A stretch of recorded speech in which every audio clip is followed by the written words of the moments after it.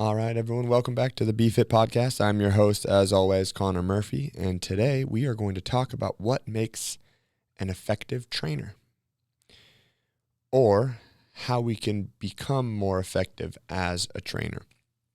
So the reason why we're talking about this is I work for, obviously, managing partner of Big Night Fitness, but over the last 8 years, I've also worked for the CrossFit training team. And what we do is we host the Level 1 and Level 2 certificate courses. So we teach the ideology and methodology of CrossFit. And the Level 1 course is the introductory course. The Level 2 course, we actually train the trainers. So we're able to take people who have some time under tension coaching and help make them more effective trainers. Now, for a lot of people in the fitness industry, they don't, once you become a successful trainer, meaning that clients are paying you to train them, they are seeing results, things are going well, a lot of times ego starts to creep in and you think, well, if I'm doing this right, then I can't take feedback from anyone else on how I can do it better.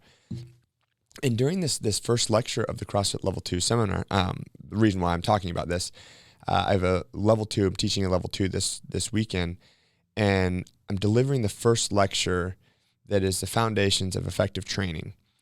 And it's been a while since I've taught it, but just rereading the instructor manual, it's just eye-opening to see how incredible it is to really objectify everything that we do, to make it to where it's like, if you have a definition for everything, well, then if you're getting better, the same, or worse at it, rather than a lot of these things being subjective. So this is from the Level 2 trainer manual. I'm obviously not going to deliver the lecture verbatim, but I do want to talk about this, and I want people to kind of sit back and think, how can I be a more effective trainer? It doesn't mean that you are not one now, but are you able to self-assess? And this is not something that's coming from me telling you, that's what we do during that course, is help you become more effective. But if you can look at the criteria that we talk about here, you could see, hey, where am I strong, and maybe where do I need to improve a little bit? So as CrossFit defines it, the foundations of effective training, there's really 6 criteria that we break it down into that would make an effective trainer. And the first 3 are more of like the technical coaching side, and the last 3 are it's more of like the tangible, intangible type things. So you have teaching, seeing, correcting, group management, presence and attitude, and demonstration. And when we talk about teaching, they break it down into 2 subjects of, you obviously have the knowledge part of it, right? You have to know what you're teaching. You have to know what the movements look like. You have to know the points performance. You have to know really everything about that. And the more effective you are, obviously, the greater the knowledge base.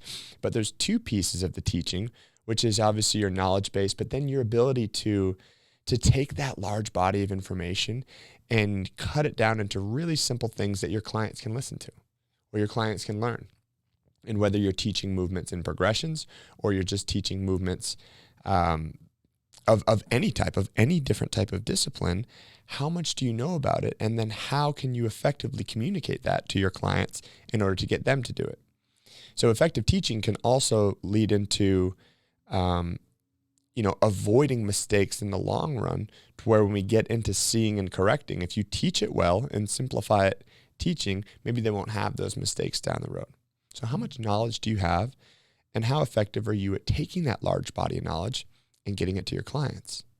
There's always a really cool quote that rings true in my head whenever I hear someone talking really, really fancy when they're trying to coach an athlete.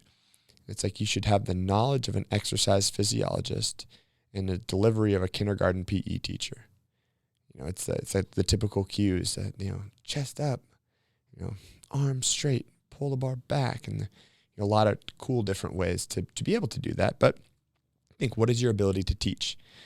And then when we move into seeing and correcting, we talk about seeing movement, where you have to have the knowledge, the body of knowledge, to be able to see if movement is either good or bad, or efficient or inefficient, or safe versus dangerous. And, the two different positions, we have your static positions, non-moving, and then dynamic positions, the stuff that's in between. And how good are you at seeing egregious faults versus slight faults? Are you looking in the right area at the right time? What happens when they're really, really subtle faults and an athlete's moving really, really fast? Well, how good are you at seeing that? Well, do you know where to look? And really the only way to get better at seeing is by seeing 1,000 reps. By knowing, you have to know where the common faults are going to be. And then, how do you get better at seeing those? What are you looking for in the bottom of a squat? If you have your client squatting, what are you looking for? You should be able to rattle that stuff off. I want to see, knees tracking toes, weight in your heels, neutral spine, depth below parallel, I want the proper line of action, hips travel back and down. Knowing that stuff is going to help you be able to see it. And then once you see the faults, it leads into the other piece, which is correcting it. How are you going about correcting your athlete's movement? If it's during a workout, are you able to correct them on the fly? Are you able to teach them under intensity? And if the movement is bad enough, do you have the knowledge base to say, all right, this is a big orthopedic safety piece here. If I have an athlete deadlifting and his spine is dynamic, so his spine is flexing during the rep. So not only does he or she has a rounded back, but it's actually continuing to flex during the rep. It's like knowledge base that's a big orthopedic safety issue. We need to have them stop, either deload until we can see the right mechanics, or strip the weight altogether and then build it back up in there. But knowing when to correct under speed, when to, and how do you go about it? If you're 50 feet across the room from someone and you see a subtle fault and the music's loud, do you have ways that are other than verbal cueing to be able to help their movement? With a visual cue, you show them the position they're in. Hey, you're here. I need you here. Or, someone's pushing the bar forward and you're like, pull back, the visual cueing. Then it gets into tactile cueing. Do you have all of these abilities? And I think those first three, teaching, seeing, and correcting, are so important because they are, like a lot of technical things, infinitely refinable. You're never good enough at those. You can always continue to get a broader base of knowledge. You can learn how to communicate that knowledge more effectively. You can look at 1 million reps to 2 million reps to 3 million reps of just a simple movement and know exactly what you're looking for. And if you see it, do you even have the ability to acknowledge proper movement by seeing it done well? Hey, on this, I saw XYZ, you're doing that well, or this is what you're doing. Then it leads into the next piece, which is effective correcting. You see the movement fault, are you making it better? How can you get better at that? How can you simplify it? If I have one cue that fixes, if someone squats down and their knees are going in, and I'm like, oh, Conor's got this one. Press your knees out. And it works for one person, but it doesn't work for the other person. I still need to be a more effective trainer. Sure, I crushed it with that, but what else do I have in my arsenal? Maybe they're visual learners. Do I have something that can help them out visually or tactile? Or maybe just what I said didn't resonate with them. So now instead of, hey, just drive your knees out, it's like, hey, I want you to imagine, rotating your feet, press your heels down and press your knees away from each other. Or, there's 1,000 different things, but a good coaching cue is simply one that works. And it doesn't have to describe the movement perfectly. You don't have to use technical jargon. I've heard before people, it's like, activate your posterior chain. I'm like, what does that mean? Sure, it's right? You're activating your posterior chain, the backside of your body. But because someone is rocking forward into their toes, which is making their squat more anterior, pulling from more of the front side of their body, maybe just having them wiggle their toes to shift them back in their heels might be more effective. Maybe not the correct movement, right? When you wiggle your toes, I don't want someone wiggling their toes during a squat. I want their weight evenly distributed throughout. But if by wiggling their toes, they shift back into their heels, which then their heels down increases the recruitment from the posterior chain, the backside of their body, maybe that's the most effective way rather than me using technical jargon. And then maybe I have that conversation with them afterwards. Hey, I told you to wiggle your toes, and what you felt is you shifted back. It was better balance about the frontal plane, and that's the most effective way to move. But during a workout, do you need to tell them this? I don't know. Can you be more effective? Can you get people into better positions quicker? And that's what we talk about, working on all of these things to be a more effective trainer. So those are the things that we can work on. Those are the things that I'm continuously working on. I have incredible mentors that I get to watch and see do these things really well. And I also have amazing mentors that have those intangible things. When we look at the other side of it, we have teaching, seeing, correcting, and then group management, presence and attitude, and demonstration. And group management, if we just start from the top, it's really more than what you would just think like, hey, can you manage a group? If you have 20 people in your class, where are they going to be? Where is the setup? Do you have a plan for this? And I think group management really comes down to having a plan for your class. Do you have a plan if 20 people show up? Do you have a plan if 30 people show up? I can tell you, I've been in that position to where I didn't have a plan and I had 20 people show up to a class. And then 5 minutes late, I had someone show up to a class that needed big scaling options, that had some major previously existing injuries to where I had to make those, moves on the fly, which then made me a less effective coach during that because of the group management. I didn't plan to have that happen. So now I'm less effective with everyone else that's in the class. So by having a plan and trying to plan for the unexpected, or having the 30-person class plan, can make you a more beneficial trainer. Did you say everyone's name? Did you get to every single person in the class and give them an effective cue to improve their movement? Because if not, what are they paying you for? Did you have your athletes set up in a way to where you could best see them? Did you have them set up in a way to where they could maximize the workout? To where, there's too many people at this station, people are kind of waiting around. Group management is an important part of being an effective trainer because you need to have that plan in order to, talk to all of your clients. You should be saying their name when they come into the gym. You should be saying their name as you're coaching them through the workout, and you should be saying their name as they leave the gym. If you're not doing that, you might not be as effective as you could be. And you know what I don't want to hear? I don't want to hear, I'm bad with names. That's such a fucking cop-out. And I get it. There are some people who are good with names and some people who are not. But every time, if I give you this example, it's like you have 10 people in your class and you're like, I'm not so good with names, or I don't know their names. I always forget people's names. If I were to say, hey, if in the next 30 minutes you can recite everyone's name to me, you're going to get $1 million. Guess what? You're going to start to remember their names. You're going to be like, okay, here's what I have to do to remember their names. Remember people's names. If you suck at it, well, great. Now you know where to put all your effort into when you're introducing yourself to a class. Get to know that. Don't use that as a cop-out. Sorry if that sounded a little bit extreme, but I'm sure you can get where I'm coming from because there are some people who are like, oh, I'm just bad at names. I've been there. I've been the person who's so focused on my handshake that it's like you meet someone and it's like if I'm going to meet Hurley for the first time. It's like, hey, how's it going? I'm Conor. And he shakes my hand. He's like, I'm Peter. There's times where like 2 seconds later, he could have been like, what's my name? And I have no idea. I was really focused on the eye contact and the handshake. But if it came down to it to where it was like, hey, if you remember everyone's name that you meet today, you get, a $30,000 bonus in your check. I'm probably going to spend a little bit more time knowing their names. So do that. Next down, presence and attitude. You could have no other skills as a coach. You could have no body of knowledge to teach. You could not know how to effectively communicate it. You could be the worst at seeing. You could be the worst at correcting. You could be terrible at group management.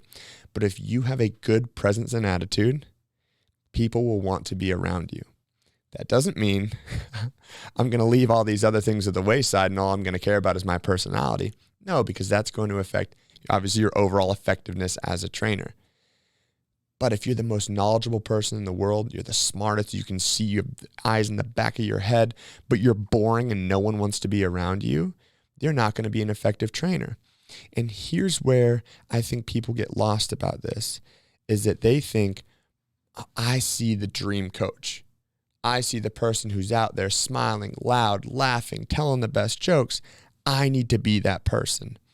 It's like, if that's what falls in your personality, then yes, you can aspire to be like that trainer. But what I think people need to do is take whatever their abilities are and try to highlight them to become the bigger you, right? Not the bigger someone else. I've made that mistake. I actually wrote a I wrote an article that was published in the CrossFit Journal, and it was Be the Bigger You. And when I first got up to Reebok to coach, I saw my boss, Austin Maliolo, and another woman that I worked with, Denise Thomas, coaching classes. And I'm like, man, they're incredible. I'm going to do what they're doing. And I started losing kind of who I was as a coach because I was trying to be, the loud, the strict Austin in class and get everyone in lines and that, when I'm kind of more of like a goofy, laid back, loud, but that was my own personality. And then I would see Denise coaching, and she could see 9 million faults, and she could coach and get people to move in better positions. And I'm like, that's what I need to do. And then, I have people at the bottom of a deadlift for 7 minutes because I'm trying to do what she's doing, but I'm just not as good at it. So I want to take the small pieces of things they do well and things that resonate with me and my personality and do that. If you're not a loud person, then you need to focus more on the one-on-one communication with the people that are joining your classes. Maybe you have those, maybe you're always in class 15 minutes before, so when the people walk in, you ask them how they're doing. You should know what your clients do for work. You should know what their kids' names are. You should know what sports that they're in. That's the stuff that, that's the personality piece. That's presence and attitude. It's care. It's empathy. It's passion for your craft. It's caring about people. So finding the best version of you and spending time on doing that can make you a more effective trainer. And the last one we'll talk about is demonstration. And this is one, and I know I use this quote a lot, this is one that people get wrapped around the axle about, because there's the age-old question, do you have to be fit to be a good trainer? And there are 1,000 answers. Again, all I know is my experience. And I can say I've seen a lot of effective and ineffective trainers, but it really comes down to demonstration.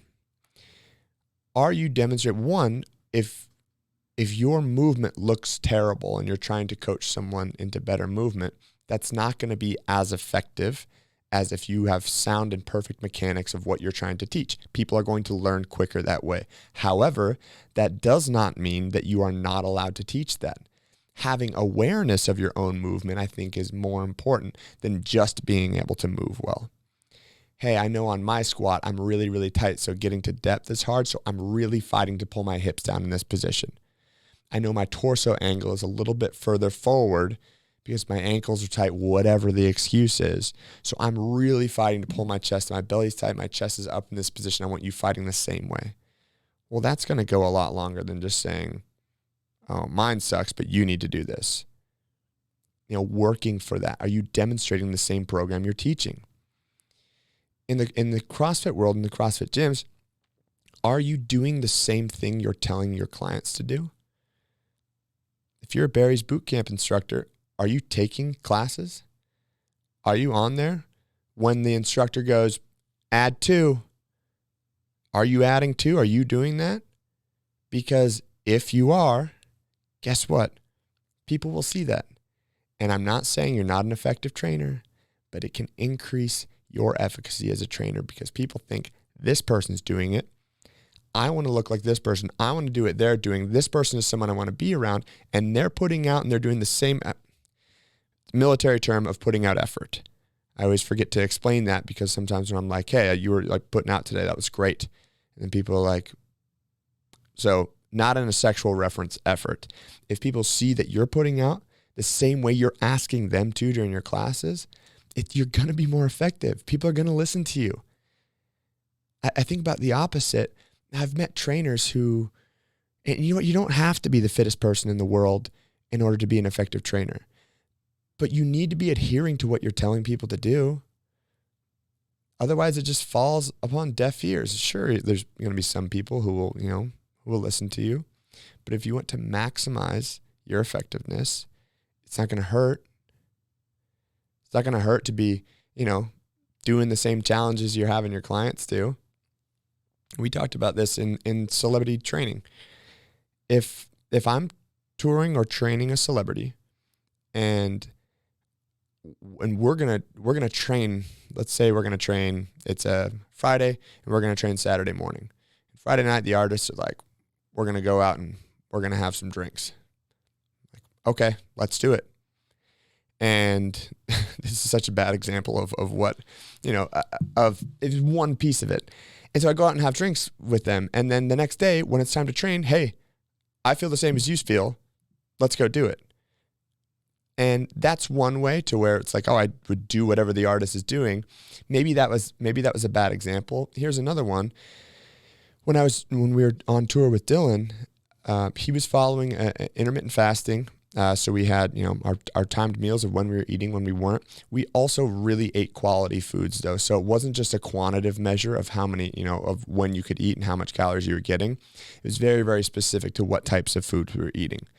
But even though my goals internally, like in my heart, I was trying to get stronger and gain weight, during this, I was doing the same program that Dylan was doing because that inspired him to continue to do it. And if it's like, oh, yeah, I need to eat at 10 p.m., I need to have this protein shake because I'm trying to do this, maybe in that sense, it's like, well, then I can do it too. We're doing the same thing. So by adhering to the same program, it just made it more effective as a trainer. Not saying it can't be effective, but going down that road can help and benefit massively to the clients that you're reaching out to. It's your credibility. It's your street cred. This guy's walking the walk. This girl's talking the talk. It's like, do what you're having your clients do. Don't be a slob. You don't have to be the fittest person. You don't have to have, rip your shirt off and have an 8-pack all the time. Now let me ask you a question. If you look the part and you look incredibly fit and you are incredibly fit and you've been grinding for the last 10 years, or if you have just kind of slacked off, just not necessarily cared as much, care about your clients, but maybe you don't train as hard, maybe you had some sort of injury, maybe your body fat percentage is a little higher than Shreddy McShredstein over here. In getting new clients, who do you think is going to look more effective? Who do you think the client is going to look towards to say, hey, maybe I want to start with this person? Does that mean they're a better trainer? No. But does that mean that person could be a little bit more effective if they followed their guy, if they spent a little bit more time on that? Yes. And people are like, oh, that's not true. You don't have to be fit to be a trainer. You're right. But if it can make you more effective, should you at least try that or be in the process, be on that journey with people? That's probably more powerful. I remember at a CrossFit Level 1 seminar, gosh, this had to have been in 2016. There was a woman in there who was really insecure about the way that she looked and how she was able to teach others. It's like, why would this person listen to me? It's like, well, in that, and I got a chance to work with her, and she's amazing. One, just like the kindest person. But two, it's, when we were doing the pull-up progression, I'm like, not only do I want you to do the scaled version because that's what you're capable of now, but now imagine the people that are going to want to listen to you because they saw you go from the scaled version to the, being able to do the strict pull-up, to be able to do kipping pull-ups and to go through that. It's like, that's more powerful than just already having the results. And so learning how to communicate with people, hey, your clients will learn quickly that it's less about what you're capable of and more about what you're capable of getting them to do. It's like if I was the best coach in the world at getting people to do muscle ups on the rings, but I couldn't do a muscle up, but I could get everyone else their muscle ups, again, very quickly would they stop caring about that. They'd be like, oh, well, he helped me. That's what I'm looking for. But a lot of times in order to get people in the door, that's the kind of stuff that they see and they want that from their trainer. So it goes back and forth. Those things, maximizing efficacy is what we're talking about here. And so those are 6 areas. And again, this isn't, we in the seminar, I always encourage everyone, if you've done the level 1, to do the level 2 seminars. The trainers that are, my mentors, everyone that I get to work with are just these amazing people that care. And it was a pivotal moment in my life when I went through that course. Because I'll tell you, I was coaching down in St. Thomas, and people are losing weight. People are, they're healthier. They're having more fun. There's more energy and passion in their lives. So I'm like, well, I must be a wonder. I must be the most effective coach. Like I'm crushing it over here. Meanwhile, it's like training at intensity, functional movements in group settings. Like it works. And I went up to take this course, not as an instructor, as a participant. And I remember after day one, I was like, do I even know the mechanics of these movements? Should I even be a coach right now? There was so much information that I was missing because I was so comfortable with the results I was getting, as opposed to saying, I'm getting good results for my clients, or my clients are getting good results with me. How can I become more efficacious? How can I get them more results more efficiently, keep them in safer positions? And so after the day one of the course, it was called a different course at that point in time. I remember going home or going to the friend's house I was staying at, and it was like, hey, day two, you're going to go in without an ego. You're going to go in and just listen and absorb every bit of information that they have to tell you, as opposed to trying to argue and defend that you're doing things right because people are getting results at your gym in St. Thomas. And just listen. And I remember that second day, the only thing that I wish I had done differently was have that attitude day one. And it was incredible. And from that moment on, I was opening up anatomy and physiology books that I had no business reading, but just to learn more about this type of stuff. Every course, inside and outside of CrossFit, the more information I could get, the better I was going to be as a trainer.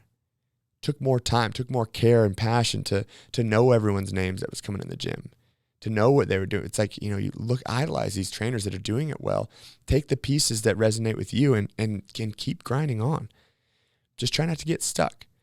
If there's the 6 criteria we just listed off, where are you best and where should you allocate a little bit more time to improve on? And if that's what helps you benefit more as a trainer, rock and roll. And then in a week, a month, look over that list again. Where am I lacking? Where am I strong? Let's keep going on that. There's a ton of different courses out there. This information is what's presented and taught at the course. And it's really cool to see the course breakdown too, to be able to then take that and work with clients to help them in just specific areas. There may be one person who has really good in this, but struggles in here, and that's where they're going to need work, and that's where they're going to work on to become a better trainer. So analyze yourself. It's not me telling you you're good or bad at this thing. You make those own. You make those own kind of thoughts and decisions. Teaching, seeing, correcting, group management, presence and attitude, demonstration. Where can you get better? Allocate time to that. I promise you're going to be a better coach. Keep spending time on the things that you're already good at and ignore the things you're bad at. It's just like in training. If you fail to work your weaknesses, you're not going to get better at them. Yet when you go headlong in the pursuit of your weaknesses, it tends to make everything else better too. Don't be afraid to look bad. All right.